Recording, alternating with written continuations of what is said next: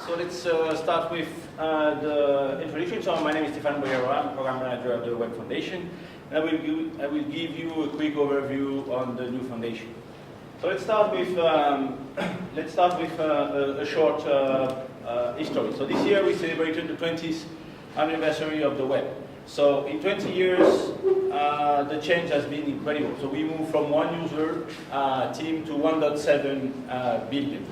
That's a huge number. But out of just the number, the impact on the life of people in Europe, in US, in developed countries in general has been just incredible.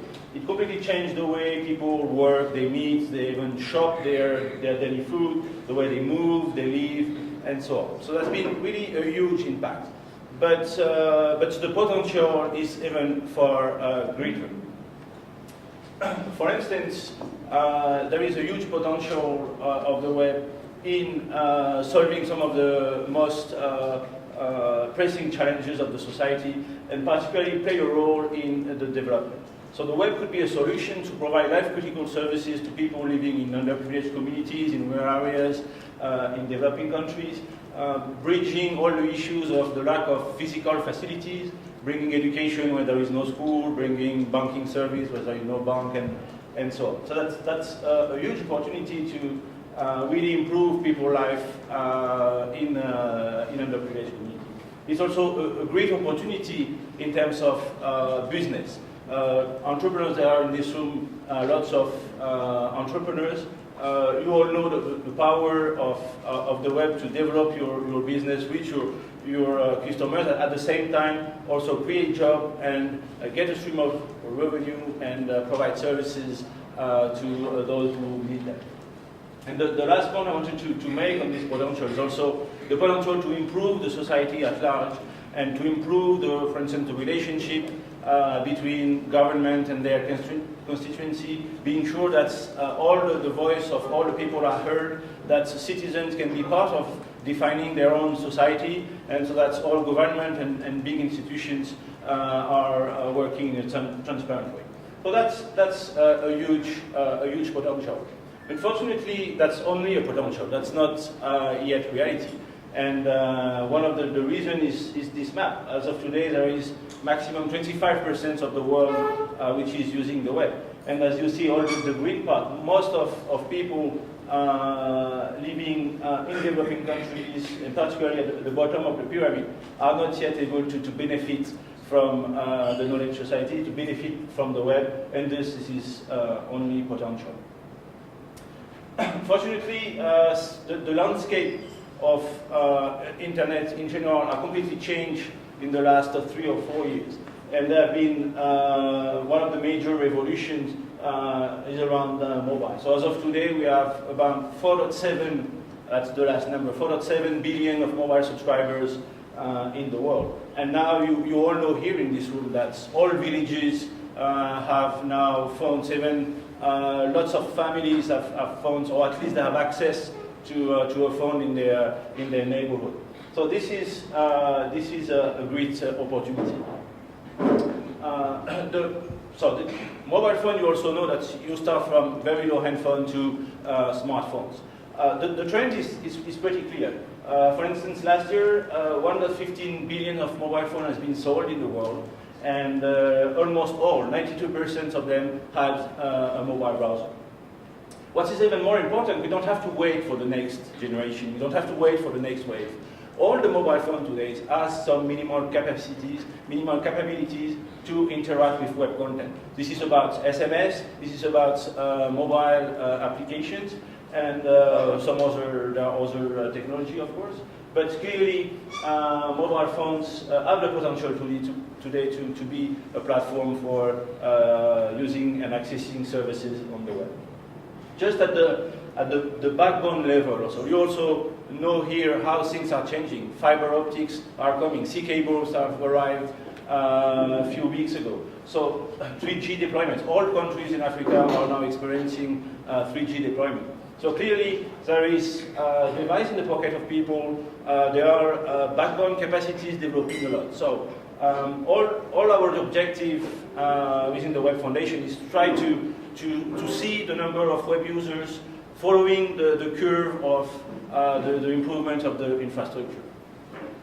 So yeah, so how to exploit this infrastructure and realize the potential I mentioned. Challenges. We identify two major directions to explore. The first one is around access. It's not because people have mobile phones, it's not because they have even 3G connection that they will be able to use the web. There are lots of barriers, particularly when you talk about people living with few hours a day in underprivileged community. Three or four of these barriers, people that cannot read and write. In Uganda, I think the literacy rate is only around 40%.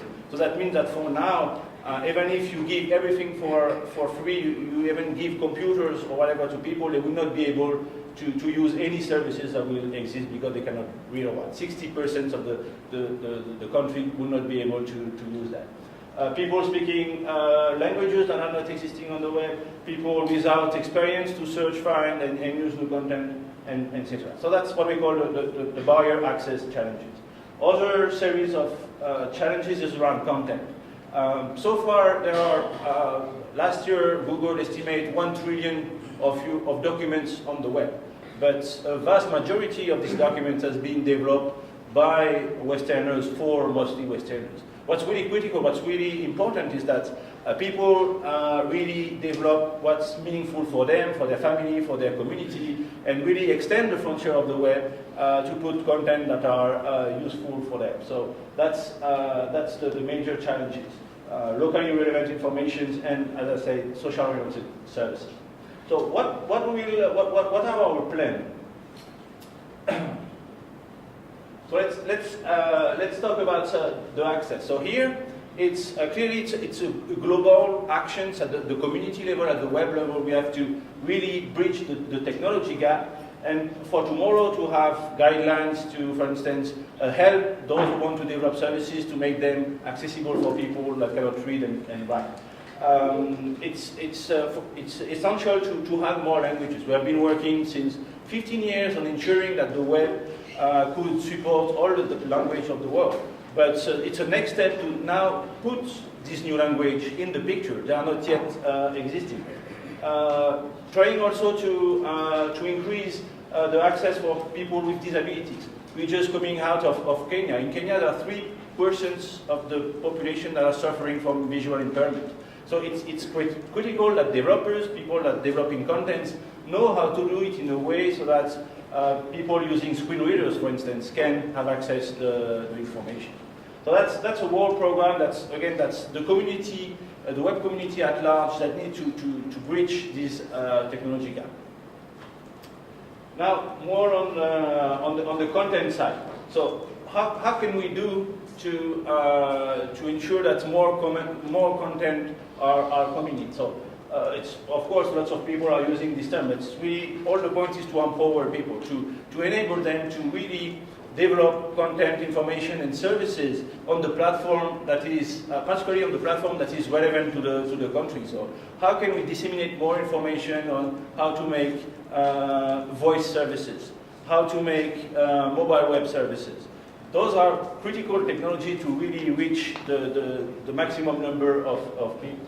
So first of all, raising awareness. How many people know today that it's very easy to develop a SMS service, a voice service, a mobile web services without even discussing with the operator, the handset manufacturers? Anybody can do that in this room in less than an hour. But very few people are aware on how to do that, what tools to use, and things like that.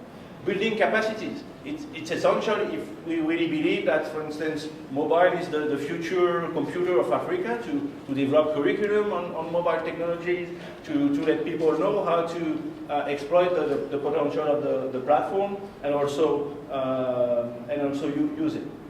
And obviously, the notion of the importance of tools. We have seen, for instance, with the arrival of blog, wikis, that the number of contributors to the web has really exploded. So probably there is a need for tools, such similar tools for mobile content that could really increase the number of people, again, contributing to the web, providing information, and so on. So that's the first part, more more around building capacities and building tools. And the second direction we want to also invest in is developing shining examples.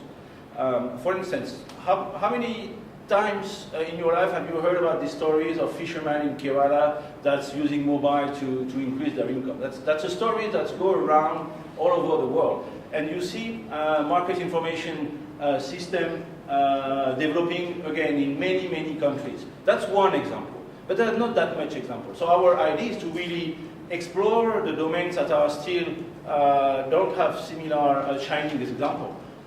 Agriculture, education, and see what could be the impact of the web in general, the web plus mobile, the web plus voice, the web plus community radio, and things like that, and show to these different communities what they could do, how they could use this new technology. And of course, invest in different sectors, as I say, but also different kind of actors, government, showing them how to publish data on the web to increase transparency, how to help also major institutions to develop services, civil society, and so on. So that's mostly our strategy.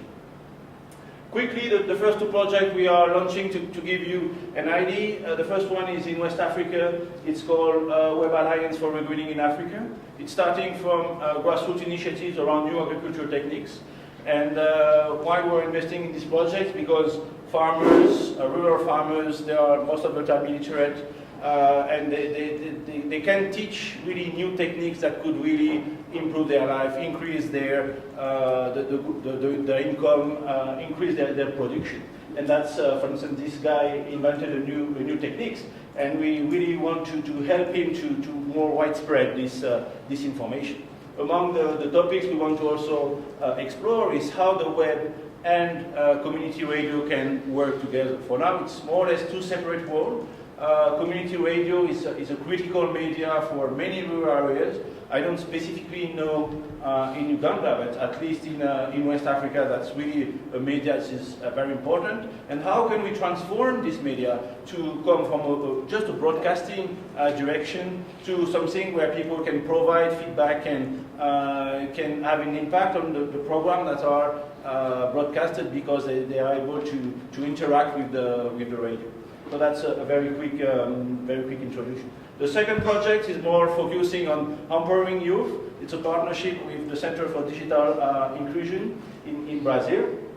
So here, again, is to train youth, to prepare the next generation of people, to help them finding jobs, to use web technology. So teaching them how to use IT, but how also to get some skills to find more easily jobs. And the focus is really, here again, slum area, underprivileged communities. So that was a very quick overview of the Web Foundation. So as I mentioned, the World Wide Web Foundation has just been launched about 10 days ago. Team founded it last year, so in a year we have been developing these different programs. So now we are just starting. We have established the program. We are just starting new project. We are starting also our fundraising campaigns, and we are also here to understand what are the issues in the countries and what are the potential partners we can identify. Just if you want to learn more. My email address, the website of the World Wide Web Foundation. Most of what I've said is coming from the previous work I was driving at WFCC in 3 years. It's called Mobile Web for Social Development. And we have just released, WFCC has just published this roadmap. So I recommend you to read it and above all comment it, see how it fits with your knowledge of the local context. And we are also developing a repository of resources with tools, statistics, and all kind of information. So here again, you are welcome to access this resource, but also to contribute to it. Thank you very much.